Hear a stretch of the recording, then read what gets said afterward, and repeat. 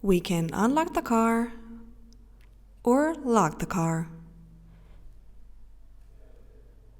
If we press the buttons, we can close or open the windows as well. We can open the front boot and open the trunk by pressing the button twice. So let's start off by unlocking the vehicle first. We're going to open the door and close it. Animation in the instrument cluster.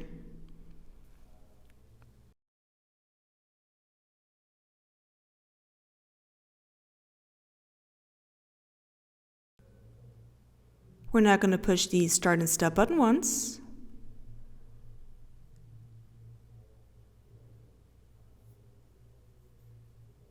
Then step on the brake and push it a second time. So let's have a closer look at the steering wheel and the instrument cluster first.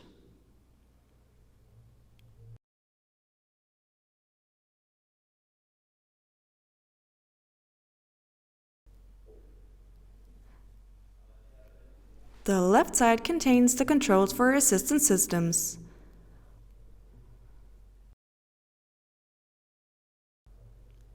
while the right one takes care of the different media controls. There's an OK button on the right side which can be used to close pop-up notifications in the IC. We can activate and deactivate the ACC and do the same with the limiter. We can use Set to set the ACC or the limiter. We can change the distance to the car hat.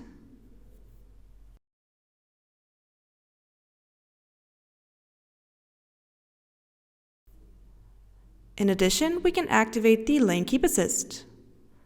All of those will be displayed in the hat unit.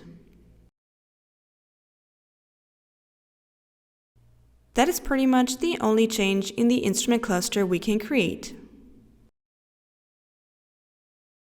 The IC can be split into 4 sections. In the left part, we can see the range and the current charging status. We would then follow up with pop-up notifications or upcoming maneuvers if a route guidance is active.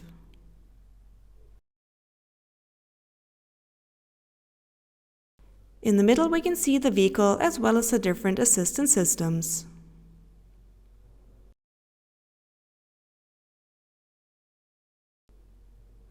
On the right is where we find the current speed, traffic signs, as well as the selected gear.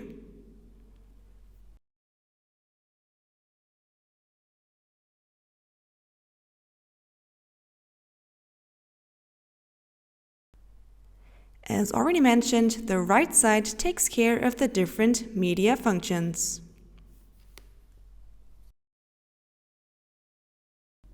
So let's move over to the hat unit next. The hat unit consists of an upper bar, a middle section, a lower middle section, as well as a lower bar.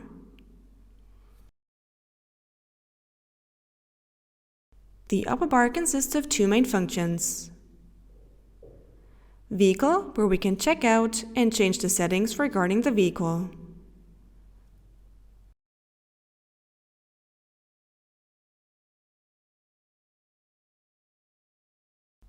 We can take a look at the list.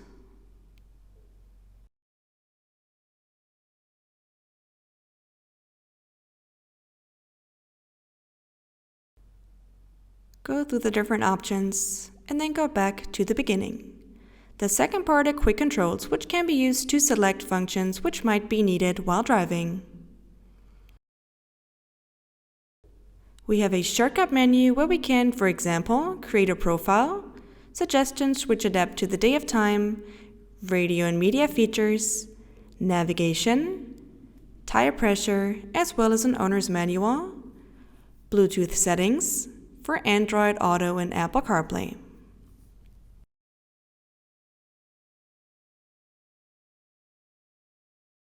The currently open feature can be minimized and maximized in the upper right corner. We can then see the recently opened features, a maximum of 6 are displayed. If we now select a different one, the last used one will move down and another feature will then be active. So let's try that out. And they switch position.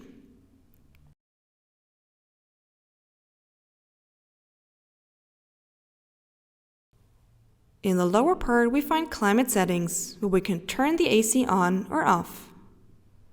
We can activate or deactivate seat heating, steering wheel heating, or change the air pressure. We can find the climate menu on the right, but we find further options, for example, ventilation direction, or we can also turn the climate function off entirely.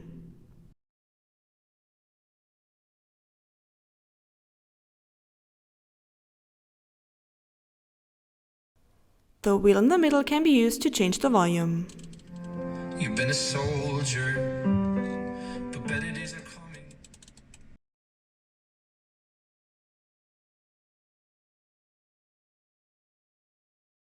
So let's have a closer look at our next station, the center console.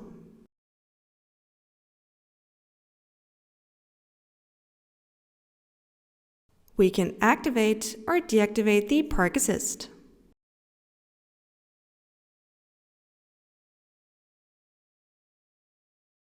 Up next is the gear shift. We can put the car in a parked position, use reverse, neutral, or drive. Reverse activates the camera. We can select L, which stands for low gear, for example if you're parked at a hill or on steep terrain.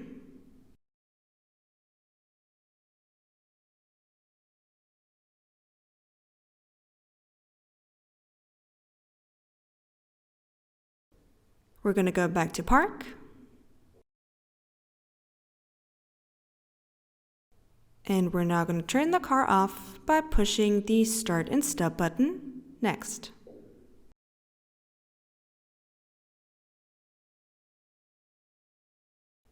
We're going to open the door and close it. Animation in the head unit. To wrap things up, we're going to take the key and then lock the car.